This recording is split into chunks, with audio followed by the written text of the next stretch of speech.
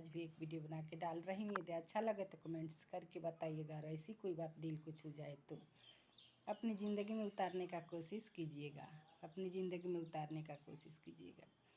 देखिए, आज मैं बहुत खुश हूँ, बहुत खुश हूँ। आशा करती हूँ कि आप लोग भी खुश होंगे, आप लोग भी खुश होंगे।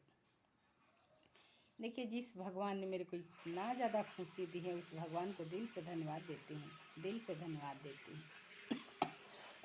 देखिए, आज मैं एक खाने पीने का विषय में लेकर एक कथा सुना रही हूँ। महात्मा बुद्ध की कही हुई ये कथा है, महात्मा बुद्ध की कही हुई ये कथा है। वो अपने भक्तों को सिखाते हुए खान पान के विषय में बताते हैं कि जैसा हमारा खान पान रहता है वैसा ही मन बनता है, वैसा ही विचार बनता है। तो इसके विषय में एक कथा मैं सुना रही हूँ। अच्छे अच्छे आदमी जो संयम हैं, जो अपने मन को बस में रखे हैं, वो भी संगत और खान पान के विषय में गलत रास्ते पे जाके गलत विचार बना लेते हैं और गलत कार्य भी कर लेते हैं। एक साधु थे, वो अपने जीवन को संयम करके सात्विक भाव से बिता रहे थे। जंगल के किनारे एक पेड़ के छांव में बैठे हुए थे।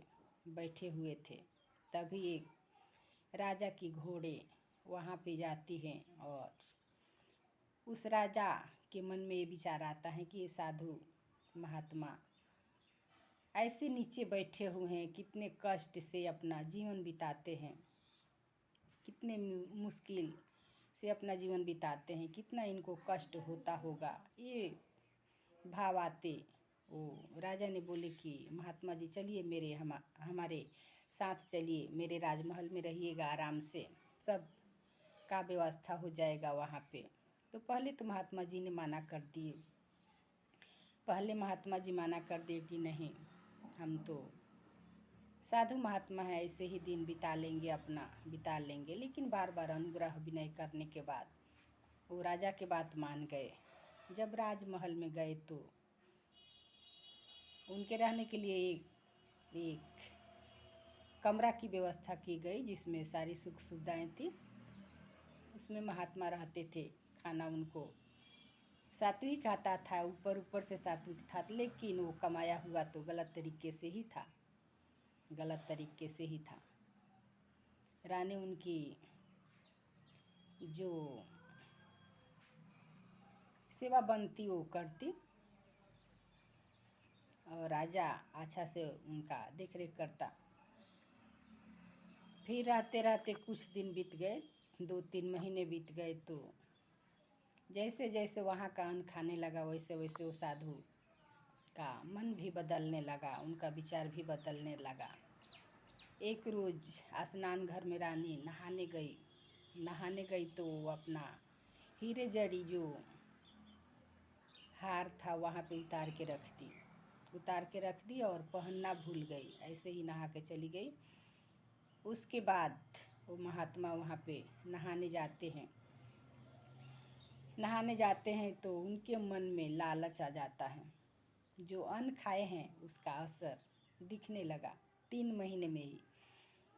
तो उनके हीरे का हार ले लिया और राजमहल में न रह के वो बाहर निकल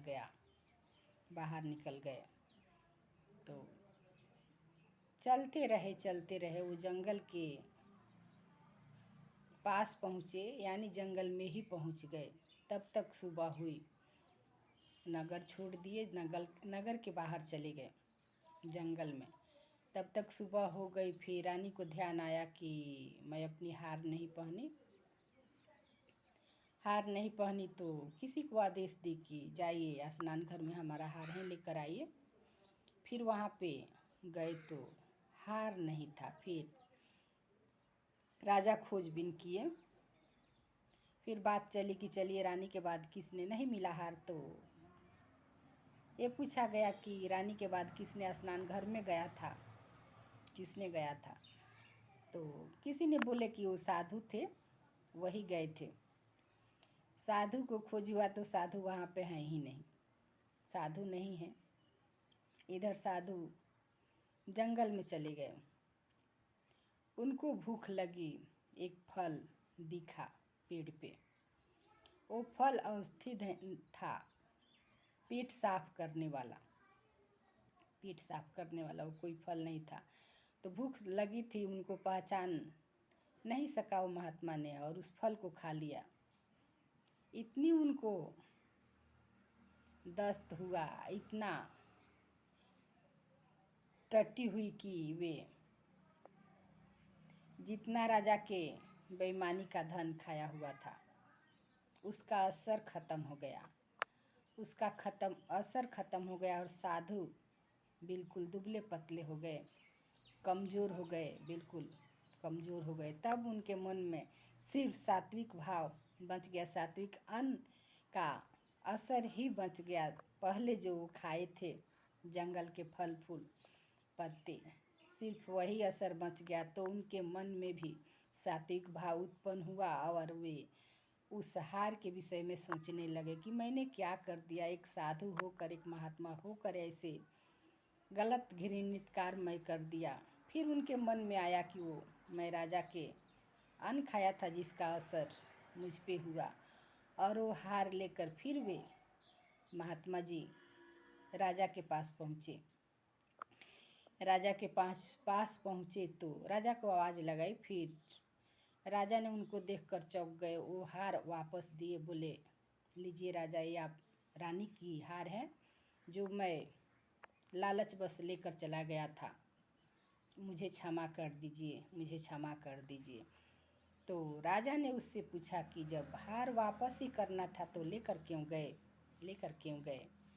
तो उस महात्मा जी ने बोले राजा माफ़ कीजिएगा, माफ़ कीजिएगा, जो मैं आपका अन्न खाया था ना उसी का परिणाम था, ये उसी का परिणाम था।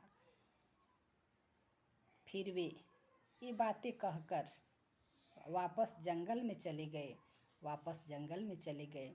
तो ऐसे ऐसे हम इंसानों का भी भाव बदलता है, हम इंसानों का भी असर पड़ता है संगत साथ और अन्न का। जय हिंद, जय हिंद।